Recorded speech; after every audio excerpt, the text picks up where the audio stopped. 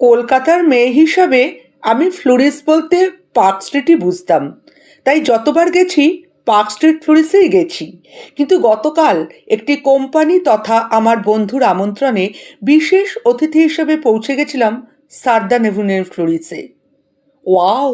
South কলকাতায় আমার বাড়ি থেকে এত কাছে এত সুন্দর একটা ফ্লোরিসের ব্রাঞ্চ আছে, জানতামই না।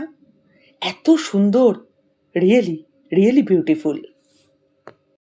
ফ্লোরিসে আমি সবসময় ইংলিশ ব্রেকফাস্টটা অর্ডার করি, কারণ মাশরুম আমার ভীষণ প্রিয় আর এই ডিশে মাশরুম থাকে। আর এ কথা তো বলার অপেক্ষাই রাখে না, food quality is too good, just yummy.